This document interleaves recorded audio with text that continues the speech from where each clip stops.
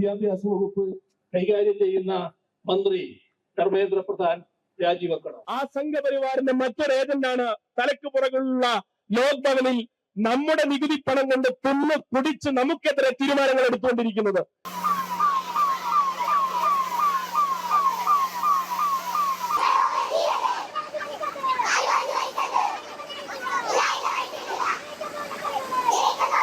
നമ്മുടെ സഹോദരങ്ങളെ, നമ്മുടെ സഹോദരികളെ യാതൊരു കാരണവുമില്ലാതെ ചോര തുപ്പിച്ച ഒരു ഭരണകൂടമാണ് ഭരിക്കുന്നത്. ആ ഭരണകൂടത്തിന്റെ തെല്ലാലാണ് നമുക്ക് പുറകിലിരിക്കുന്നത്. ഇവിടെ ഇരിക്കുന്ന സമ്മാനിയായിട്ടുള്ള ആളുകൾക്കും ആളുകൾ കൂടി വേണ്ടിയാണ് ഈ സമരം. വിദ്യാഭ്യാസ വകുപ്പ് കൈകാര്യം ചെയ്യുന്ന മന്ത്രി ധർമ്മേന്ദ്ര പ്രധാൻ രാജിവെക്കണം. അത് ന്യായമായ ആവശ്യമാണ്. ആ ആവശ്യം അംഗീകരിക്കാനുള്ള സന്നദ്ധതയാണ് കേന്ദ്ര ഗവൺമെന്റ് കാണിക്കേണ്ടത്. അതോടൊപ്പം പ്രധാനമന്ത്രിക്കും ഇതിന്റെ ഉത്തരവാദിത്വത്തിൽ നിന്ന് മാറി നിൽക്കാനാകില്ല.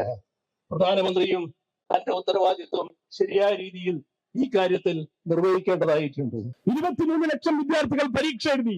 ചോദ്യപേപ്പർ ലീക്ക് ചെയ്തത് പരീക്ഷ നടത്തുന്നവരാണ്. പരീക്ഷ നടത്തുന്നവർ ചോദ്യപേപ്പർ ലീക്ക് ചെയ്താൽ പിന്നെ എങ്ങനെയാണ് പരീക്ഷ നല്ല വിധത്തിൽ നടക്കുക, വിദ്യാർത്ഥികൾക്ക് മെറിറ്റോറിയസ് അഡ്മിഷൻ നടക്കുക? അതിന്റെ പേരിൽ 21 വിദ്യാർത്ഥികൾ ആത്മഹത്യ ചെയ്തു. ആ വിദ്യാർത്ഥികളുടെ ജീവനിട്ട് പോയതിന് അതിന്റെ നഷ്ടപരിഹാരം, അവരുടെ മാതാപിതാക്കൾക്കുണ്ടായ നഷ്ടം, ഈ സമൂഹത്തിനുണ്ടായ നഷ്ടം, അതിനാര് മറുപടി നൽകും? ഇതൊക്കെയും ഒരു സാമൂഹ്യ പ്രശ്നമല്ലേ? ഈ വിഷയത്തെ അഭിസംബോധന ചെയ്യാതെ ഒളിച്ചോടുകയല്ലേ നരേന്ദ്രമോദി ചെയ്യുന്നത്? എന്നിട്ടോ ഇന്ന് രാവിലെ എക്സിൽ ഒരു ട്വീറ്റാണ്. എന്താ വന്നത്? ഈ രാജ്യത്തെ വിദ്യാർത്ഥികളോടൊപ്പമാണ് ഞങ്ങൾ. ഈ രാജ്യത്തെ വിദ്യാർത്ഥികളുടെ ജീവിതം നശിപ്പിക്കരുതെന്ന്. ഈ രാജ്യത്തെ വിദ്യാർത്ഥികളുടെ ജീവിതം നശിപ്പിക്കുന്നത് സംഘപരിവാറാണ്. ഈ രാജ്യത്തെ വിദ്യാർത്ഥികളുടെ ഭാവിയെ ഇല്ലാതാക്കിയവരാണ്. അതിനെ ഏതറ്റം വരെയും ചെന്ന് പ്രതിരോധിക്കാൻ ഞങ്ങൾ സന്നദ്ധരുമാണ്. അതുകൊണ്ട് തന്നെ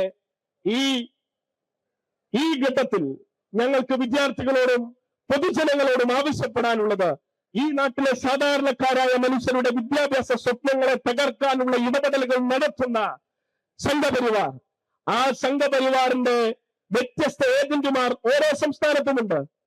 ഈ നാട്ടിലെ സാധാരണക്കാരായ വിദ്യാർത്ഥികൾ MBBS-ഉം എഞ്ചിനീയറിംഗും ഒക്കെ പഠിക്കുന്നത് ഈ മെറിറ്റിൽ നിന്നാണ്. അതിനെ അട്ടിമറിച്ചാൽ സ്വാഭാവികമായും പ്രതിഷേധമുണ്ടാകും, പ്രതിരോധമുണ്ടാകും. ഇതാ ആ സംഘപരിവാറിന്റെ മറ്റൊരു ഏജന്റാണ് തലക്ക് പുറകുള്ള ലോക് ഭവനിൽ നമ്മുടെ നികുതി പണം കൊണ്ട് തുന്നു കുടിച്ച് നമുക്കെതിരെ തീരുമാനങ്ങൾ എടുത്തുകൊണ്ടിരിക്കുന്നത്, നമ്മുടെ സർവകലാശാലകൾ ഭരിച്ചുകൊണ്ടിരിക്കുന്നത്. ഉള്ളിലിരിക്കുന്ന രാജേന്ദ്ര വിശ്വനാഥ് ആർലേക്കർ മനസ്സിലാക്കേണ്ടത്, നിങ്ങളുടെ തറവാട്ട് സ്വത്തൊന്നുമല്ല കേരളത്തിലെ സർവകലാശാലകൾ എന്ന് മാത്രമല്ല, ഈ മാർച്ച് ഇതുപോലെ അങ്ങോട്ട് മാർച്ച് ചെയ്ത് കയറാനും ഞങ്ങൾക്കറിയാം എന്ന് ഓർമ്മിപ്പിക്കുകയാണ്. അതിനുള്ള ശേഷി ഞങ്ങൾക്കുണ്ട്. പ്രിയപ്പെട്ട സഖാക്കളെ, സഹോദരി സഹോദരന്മാരെ, ഇവിടെ ഇന്ന് ആയിരക്കണക്കിന് വിദ്യാർത്ഥികൾ പങ്കെടുത്ത ഈ മഹാപ്രതിഷേധ റാലി ഇവിടെ സംഘടിപ്പിച്ചതിന്റെ രാഷ്ട്രീയത്തെ സംബന്ധിച്ച് വളരെ വിശദമായി തന്നെ കേരളത്തിലെ കമ്മ്യൂണിസ്റ്റ് പ്രസ്ഥാനത്തിലെ നേതാവും SFIയുടെ സംസ്ഥാന സെക്രട്ടറിയും വിശദീകരിച്ചു കഴിഞ്ഞിരിക്കുകയാണ്. ഞാൻ ഈ സമരത്തിന്റെ പശ്ചാത്തലത്തിലേക്ക് കടക്കാനേ ഉദ്ദേശിക്കുന്നില്ല.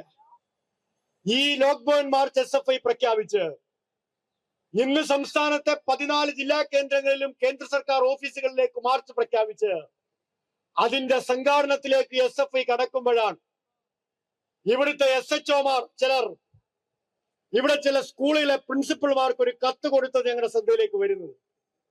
ആ കത്ത് കൊടുത്ത SHOമാരോട് അന്വേഷിക്കുമ്പോ അവർ പറയുന്നത്, അങ്ങനെ ഒരു കത്ത് കൊടുക്കാൻ നിർദ്ദേശം കിട്ടിയിരിക്കുന്നത് ലോക് ഭവനിൽ നിന്നാണ് എന്നാണ്. ലോക് ഭവനിൽ നിന്നൊരു കത്ത് SHOമാര് വഴി ഈ കേരളത്തിലെ സ്കൂളുകളിലേക്ക് കൊടുത്തുവിട്ടാൽ, അങ്ങനെ ആ കത്ത് മേടിച്ച് സ്കൂളിലെ ക്ലാസ് മുറിയിൽ തന്നെ ഇരിക്കുന്നവരാണ് കേരളത്തിലെ വിദ്യാർത്ഥികളെന്ന് ഗോവക്കാരനായ അർലേക്കർ വിചാരിച്ചെങ്കിൽ, അർലേക്കറെ, നിന്റെ പടിയുടെ മുറ്റത്ത് കത്ത് കൊടുത്ത് മുടക്കാൻ ശ്രമിച്ചതേ വിദ്യാർത്ഥികൾ മുദ്രാവാക്യം വിളിച്ച് SFIയുടെ കൊടിയുമായി നിൽക്കുന്ന കാഴ്ച കണ്ണുണ്ടെങ്കിൽ ഒന്ന് കണ്ണു തുറന്ന് നോക്കുന്നത് വളരെ നന്നായിരിക്കും. ആരാണ് കേരളം ഭരിക്കുന്നത്? നാം ഇങ്ങോട്ട് വന്നപ്പോ പാളയത്തിനപ്പുറത്തായ ഒരു കെട്ടിടം കണ്ടു, സെക്രട്ടേറിയറ്റ്. ആ സെക്രട്ടേറിയറ്റിൽ നിന്നാണോ അതോ ലോക് ഭവനിൽ നിന്നാണോ ഇന്ന് കേരളം ഭരിക്കുന്നതെന്ന് ഈ കേരളത്തെ ഭരിക്കാൻ ചുമതലപ്പെടുത്തിയവർ ഈ നാടിനോട് വിശദീകരിക്കേണ്ടതായിട്ടില്ലേ? ഇവിടുത്തെ മുഖ്യമന്ത്രിക്ക് ലോക് ഭവന് മുന്നിൽ എന്ത് വില? ഇവിടുത്തെ ആഭ്യന്തരമന്ത്രിക്ക് ലോക് ഭവന് മുന്നിൽ എന്ത് വില? നിങ്ങൾ ഇരിക്കുമ്പോഴാണ് നിങ്ങളെ മറികടന്ന് ഈ കേരളം ഭരിക്കാൻ ഇവിടുത്തെ ലോക് ഭവനിലെ തമ്പുരാൻ ഗവർണർ പരിശ്രമിച്ചു കൊണ്ടിരിക്കുന്നത്. അന്തസ്സുണ്ടെങ്കിൽ, ആത്മാഭിമാനമുണ്ടെങ്കിൽ, നാഴികയ്ക്ക് 40 വട്ടം 102 MLA-മാർ കൂടെ ഉണ്ടെന്ന് പറയുന്നത് ആർജവത്തോടെയാണെങ്കിൽ ഗവർണറോട് അടങ്ങിയിരിക്കാൻ പറയാനുള്ള ഉത്തരവാദിത്തം ഇവിടുത്തെ സംസ്ഥാന ഗവൺമെന്റ് കാണിക്കേണ്ടതില്ലേ? ഇന്നലെയാണ് എവിടെ ഡൽഹിയിൽ നടത്തിയ ഐതിഹാസികമായ സമരത്തെ അടിച്ചമർത്താൻ ശ്രമിച്ച അവിടുത്തെ പോലീസിനെതിരായ ഒരു ഹർജി സുപ്രീം കോടതിയിൽ ഫയൽ ചെയ്യപ്പെടുന്നത്. അവിടുത്തെ അഭിഭാഷകർ വിദ്യാർത്ഥികൾക്ക് നേരെയുണ്ടായ അതിക്രൂരമായ അക്രമത്തെ അവിടുത്തെ സുപ്രീം കോടതിയുടെ ചീഫ് ജസ്റ്റിസിന് മുന്നിൽ തുറന്നുകാട്ടാൻ ശ്രമിച്ചപ്പോ ചീഫ് ജസ്റ്റിസ് അഭിഭാഷകരോട് ഓപ്പൺ കോടതിയിൽ പറഞ്ഞത് we don't have time for these issues എന്നാണ്. ഞങ്ങൾക്ക് ഇതിനു വേണ്ടി ചെലവഴിക്കാൻ സമയമില്ല പോലും, ഞങ്ങൾക്ക് ഇതിനു വേണ്ടി പാഴാക്കാൻ സമയമില്ല പോലും. ഈ രാജ്യത്തെ ലക്ഷക്കണക്കിനായ വിദ്യാർത്ഥികളുടെ അവകാശങ്ങൾ ഉയർത്തിപ്പിടിക്കാൻ, അവർക്ക് ഈ രാജ്യത്തെ ഭരണകൂടത്തിൽ നിന്ന് മൃഗീയമായ മർദ്ദനങ്ങൾ ഏറ്റുവാങ്ങേണ്ടി വരുമ്പോ, ലാത്തികൾ ഏറ്റുവാങ്ങേണ്ടി വരുമ്പോ, ആണിയടിച്ച ലാത്തികളാൽ ആക്രമിക്കപ്പെടുമ്പോ, പെല്ലറ്റുകളാൽ ആക്രമിക്കപ്പെടുമ്പോ, ടിയർ ഗ്യാസുകളാൽ ആക്രമിക്കപ്പെടുമ്പോ ഈ രാജ്യത്തിന്റെ പരമോന്നത നീതിപീഠം പറയുകയാണ് ഞങ്ങൾക്ക് അവരെ കേൾക്കാൻ സമയമില്ലെന്ന്. ഇവിടുത്തെ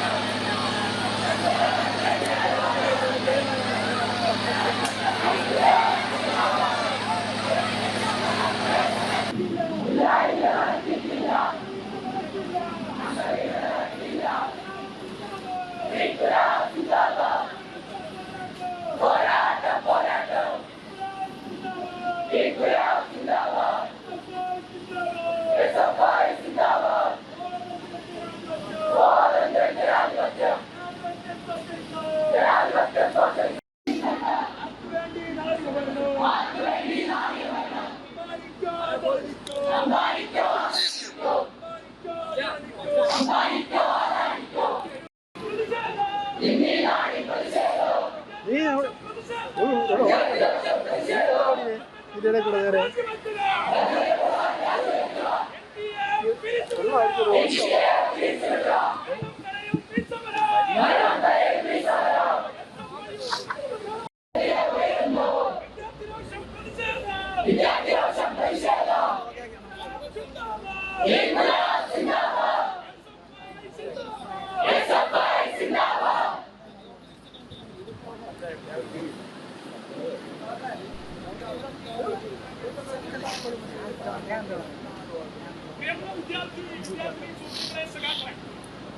ഈ സമരം കേരളത്തിന്റെ പ്രതിപക്ഷ നേതാവ് ഉദ്ഘാടനം ചെയ്തതിനു ശേഷവും ഇവിടെ തുടരാനുണ്ടായ സാഹചര്യം നമുക്കറിയാം. രാജ്യത്ത് നമ്മുടെ സഹോദരങ്ങളെ, നമ്മുടെ സഹോദരികളെ